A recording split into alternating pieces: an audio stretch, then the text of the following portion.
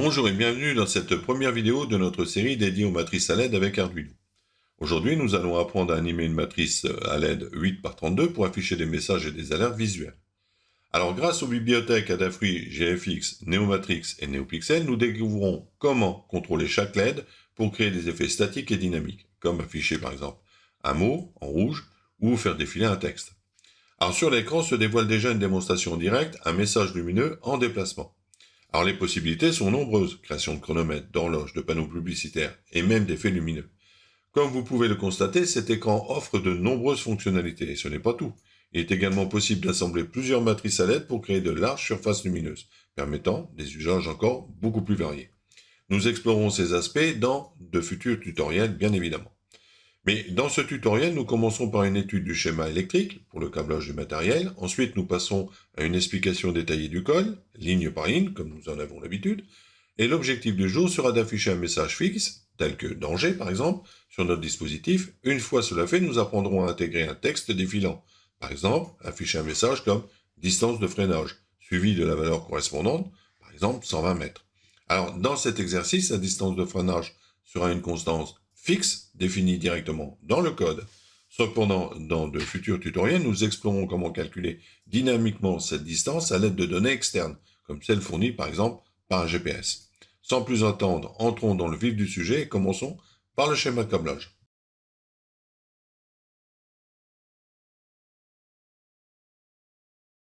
Nous voici donc dans le schéma qui reste relativement simple puisqu'il repose sur l'utilisation d'une carte Arduino Uno. Alors l'Arduino Uno convient parfaitement pour ce type de matrice, tout du moins dans cette application. Cependant, il est important de noter que si vous utilisez des matrices plus grandes, eh bien la mémoire de l'Arduino pourrait devenir insuffisante pour le projet. Et je parle évidemment de l'Arduino Uno. Ah, mais dans notre cas, ce montage fonctionne très bien puisque là, on n'est pas hors limite. Alors pour commencer, il est essentiel de relier des masses communes sur l'afficheur. Toutes les masses doivent être connectées à celles de l'Arduino. Et dans notre montage, nous avons utilisé aussi la broche 11 de l'Arduino pour envoyer le signal qui va piloter donc les LED. Concernant l'alimentation des LED de la matrice, celle-ci est fournie par une alimentation externe. En effet, ce type de matrice peut facilement consommer plus de 3 ampères, ce qui dépasse bien évidemment les capacités de l'Arduino. Nous avons donc utilisé une alimentation externe de 5 volts capable de fournir 5 ampères et les connexions de cette alimentation sont reliées directement à la matrice en envoyant le plus et le moins. Évidemment, il faudra refaire aussi donc la masse commune. Maintenant, nous allons passer dans l'explication du code.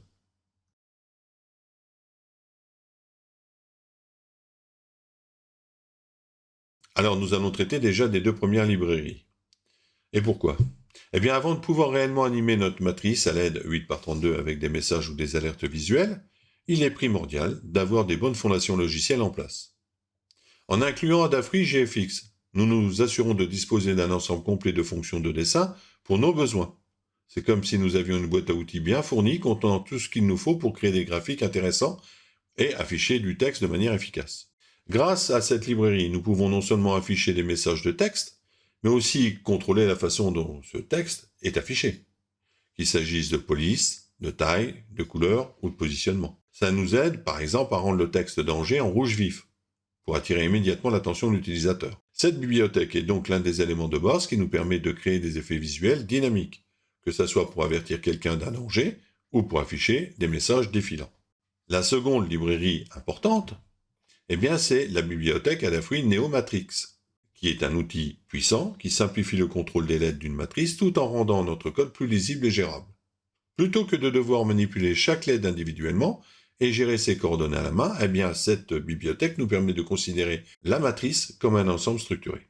Cela inclut la gestion facile des paramètres globaux comme la taille, la luminosité ou encore des animations complexes. Alors, les avantages clés sont lesquels? Eh bien, on a déjà un affichage simplifié des messages statiques comme danger. La création d'animations fluides, telles que le défilement de texte avec des messages comme distance de freinage. La gestion centralisée des couleurs et des effets, permettant des transitions et des personnalisations dynamiques. En fait, en résumé, Adafruit Neomatrix automatise les calculs complexes nécessaires pour déterminer les positions des LED tout en offrant une flexibilité remarquable pour répondre aux besoins de l'affichage. C'est un outil essentiel pour exploiter pleinement le potentiel de notre matrice à LED. Ensuite, nous avons cette troisième librairie. Et dans notre code, Adafruit NeoPixel, c'est un peu comme le moteur de contrôle bas niveau de nos LED. Si l'on imagine que nous avons déjà un artiste, qui s'appelle, je vous rappelle, Adafruit GFX, et notre technicien qui organise les LED sur la matrice via Adafruit NeoMatrix, alors Adafruit NeoPixel est la main qui alimente et contrôle chaque LED individuellement.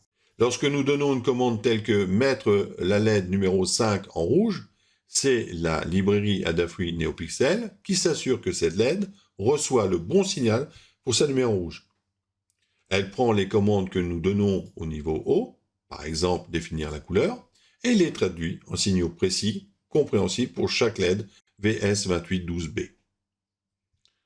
Alors Adafruit NeoPixel, en fait, est responsable de tous les détails techniques qui consistent à manipuler le niveau de tension et assurer le timing précis des impulsions pour chaque LED. Sans cette librairie, nous serions obligés de gérer manuellement le timing des signaux électriques pour contrôler chaque LED, ce qui rendrait le code plus complexe, voire impossible à gérer dans le cadre de notre projet. Eh bien, voici comment ces trois bibliothèques fonctionnent ensemble dans notre programme. Tout d'abord, nous avons Adafruit GFX, qui est l'outil qui nous permet de décider quoi dessiner. Elle fournit les outils pour gérer l'apparence graphique des éléments, lettres, chiffres, couleurs. Adafruit NeoMatrix, qui organise ses dessins sur la matrice de LED, en déterminant comment les LED sont disposées et à quel endroit chaque élément doit apparaître. Et nous avons la troisième librairie, qui est Adafruit NeoPixel, qui est l'outil qui permet de contrôler physiquement chaque LED en fonction des ordres reçus. Elle s'assure que chaque LED s'allume de la bonne couleur et de la bonne intensité. Avec Adafruit NeoPixel, nous avons la certitude que chaque LED réagit correctement aux instructions que nous donnons dans notre code. Par exemple, lorsque nous disons que nous voulons que le texte « danger » soit affiché en rouge, Adafruit NeoPixel s'assure que chaque LED reçoit le signal nécessaire pour afficher la bonne nuance de rouge, en prenant en compte les informations reçues des autres bibliothèques. Alors, jusqu'à présent, nous avons parlé d'Adafruit GFX, NeoMatrix et NeoPixel, qui forment la structure de base de notre code. Elles travaillent ensemble pour nous permettre de dessiner des éléments graphiques, les organiser sur notre matrice à LED et de gérer chaque LED individuellement. Pour aller plus loin, nous allons maintenant examiner un autre aspect essentiel qui est la police de caractère utilisée dans notre affichage. Cela nous amène à cette ligne. Et dans notre code, nous avons besoin de police de caractère adaptée à notre matrice à LED, 8 par 32. La raison pour laquelle nous incluons cette librairie est que nous voulons afficher des informations spécifiques comme danger ou distance de freinage, et ce de manière efficace. En utilisant une police plus petite et compacte, nous pouvons non seulement maximiser l'espace disponible, mais aussi garantir que notre message est lisible, malgré les contraintes physiques de notre matrice. La matrice 832 ne possède pas beaucoup de LED en termes de résolution.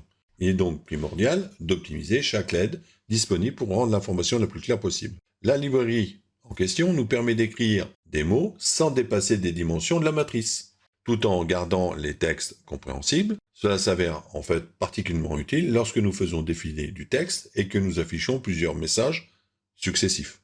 Maintenant que nous avons couvert les éléments liés à l'affichage du texte et au contrôle de la matrice, il est temps de nous intéresser aux paramètres matériels spécifiques, comme la connexion physique des composants. Une de ces définitions importantes dans notre code est la configuration du pin de données pour les LED. Et dans notre code, cette ligne en question sert de point d'ancrage pour définir la connexion entre notre carte Arduino Uno et la matrice à LED. Cette connexion est importante, car c'est par cette broche de données que tout le contrôle des LED se fait. Cela inclut la synchronisation des couleurs, la luminosité et l'ordre d'allumage des LED. Nous avons également rendu notre code plus flexible. Imaginons que, pour une raison quelconque, nous devions changer la broche de la connexion 11 à une valeur, par exemple, comme 6. En utilisant une constante définie, nous n'avons qu'à modifier cette valeur une seule fois au début de notre code. Et cela se mettra automatiquement à jour tous les endroits où DataPin est utilisé, sans que nous ayons à parcourir l'ensemble du code pour changer chaque occurrence. De plus, cette approche rend notre programme plus lisible. En remplaçant un simple numéro de broche, qui pourrait être difficile à interpréter dans un ensemble de code où on utilise plusieurs broches, par une constante explicite qui indique clairement son rôle. Alors, précédemment, nous avons vu comment définir la broche de données pour notre matrice de LED. Alors maintenant, il est forcément temps de configurer notre matrice elle-même en spécifiant ses dimensions, sa structure et d'autres détails nécessaires pour son fonctionnement. Pour cela, nous utilisons une instance de Adafruit Neomatrix. Cette étape est importante pour que notre programme sache comment piloter chaque LED de manière correcte, en fonction de la manière dont la matrice est câblée et organisée. En utilisant cette ligne, notre code établit clairement la configuration de notre matrice à LED. Nous spécifions sa taille, sa topologie, et même des détails sur l'ordre des couleurs et la façon dont les LED sont connectés.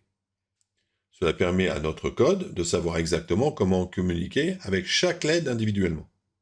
Par exemple, en définissant que la matrice est en zigzag, notre programme comprend que lorsqu'il arrive à la fin d'une colonne, il doit revenir en sens inverse pour la colonne suivante. Sans ces informations, il sera impossible de savoir comment positionner chaque pixel correctement, et le résultat visuel serait complètement incohérent. De plus, la spécification du pin de données et de la fréquence garantit que notre matrice reçoit les bons signaux de commande, synchronisés et adaptés à la technologie des LED VS2812B. Alors ensuite, nous allons passer sur cette ligne, et jusqu'à présent, nous avons abordé la configuration de la matrice de LED et la manière dont nous définissons les divers paramètres pour interagir avec elle. Maintenant, nous allons examiner comment nous pouvons communiquer avec notre Arduino de manière efficace, ce qui est important pour débugger et suivre le comportement de notre code. Et dans notre code, l'instruction serial.begin 9600 c'est souvent placé dans la fonction setup. Ça signifie que dès que l'Arduino commence à s'exécuter, la communication série est prête. Après avoir mis en place la communication série avec serial.begin, nous devons nous assurer que notre matrice LED est prête à recevoir des instructions. Pour cela, nous utilisons une fonction d'initialisation clé qui est matrice.begin. Ça garantit que toutes les configurations spécifiques à la matrice sont bien établies avant que notre programme ne commence à manipuler les LED. Dans notre code, la fonction matrice.begin est appelée généralement dans la fonction setup. Ça signifie que lors du démarrage de l'Arduino, matrice.begin initialise notre matrice de LED de manière à ce qu'elle soit prête à être commandée. Après avoir initialisé notre matrice à LED avec matrice.begin, nous devons maintenant configurer des options qui déterminent le comportement de l'affichage. La prochaine étape consiste à gérer le comportement du texte lorsqu'il atteint le bord de la matrice, ce qui nous amène à cette instruction. Cette ligne est utilisée pour gérer l'affichage du texte lorsque nous souhaitons avoir un contrôle précis sur son positionnement. En utilisant faux, nous nous assurons que si un texte dépasse la largeur de la matrice, il sortira tout simplement de l'écran sans créer de soulignes non désirées. Ce comportement est particulièrement utile lorsque nous voulons faire du texte défilant. En effet, si le texte revenait automatiquement à la ligne lorsqu'il dépasse la largeur de la matrice, cela rendrait difficile la gestion de l'effet défilant. En définissant donc cette instruction sur faux, nous permettons au texte de se déplacer en continu, que ce soit de la droite vers la gauche, comme un panneau d'affichage, ou dans d'autres directions. Après, nous avons cette ligne de code qui contrôle la luminosité des LED de la matrice, définissant leur éclat global. Elle permet de régler la luminosité en fonction de l'environnement, des préférences visuelles et même de l'autonomie électrique si cela est pertinent. Cette ligne joue un rôle essentiel en ajustant la luminosité pour rendre notre matrice LED adaptée aux conditions visuelles souhaitées. En définissant une valeur relativement basse, qui est 40, nous nous assurons que les LED ne sont pas trop lumineuses, ce qui pourrait être gênant ou éventuellement énergivore. Alors une question se pose, peut-on déplacer le paramètre de luminosité au sein de la fonction loop ? Eh bien, si tel est le cas, nous pourrions alors envisager une amélioration significative du système. On pourrait ajuster dynamiquement la luminosité de la matrice en fonction de la luminosité ambiante. Pour ce faire, il faudrait d'abord mesurer la luminosité extérieure avec un capteur de luminosité tel qu'une photorésistance. Alors le capteur de luminosité serait connecté sur la carte Arduino et cette dernière lirait régulièrement la valeur de la luminosité ambiante. Cette valeur sera ensuite utilisée pour calculer la luminosité optimale à appliquer à la matrice LED. Après avoir ajusté la luminosité de notre matrice, nous allons maintenant définir la police de caractère utilisée pour l'affichage du texte. Cela nous permet d'assurer une bonne lisibilité tout en optimisant l'espace disponible sur notre matrice LED. C'est là que la méthode matrice.setFont entre en jeu. Et bien évidemment, après avoir défini la police de caractère, nous allons maintenant nous concentrer sur la taille de cette police. Ça nous permet de contrôler la proportion du texte par rapport à la taille de l'écran, en nous assurant qu'il reste à la fois lisible et approprié à l'espace disponible. Pour cela, nous utilisons donc cette ligne. Et la matrice LED 8 par 32 a un nombre limité de pixels, ce qui rend important le choix de la taille de la police. En utilisant donc setType16 et comme argument 1, nous assurons que chaque caractère est assez petit pour tenir correctement sur la matrice tout en restant lisible. Alors, utiliser la taille 1 permet également de maximiser l'espace disponible. Cela est particulièrement utile lorsque nous devons afficher plusieurs mots ou une phrase complète sur un écran aussi petit. Par exemple, un message comme danger peut être facilement vu en entier sans être tronqué. Cette ligne de code aussi offre une autre flexibilité en l'intégrant aussi dans la fonction loop. Nous pouvons adapter dynamiquement la taille de texte en fonction du contexte. Là, une chose intéressante. Par exemple, si on a un événement qui est détecté comme une alerte critique, nous pouvons augmenter la taille du texte pour attirer l'attention de l'utilisateur. Et cette approche permet une meilleure adaptation en fonction des différentes situations. Voilà pourquoi ça peut être très utile.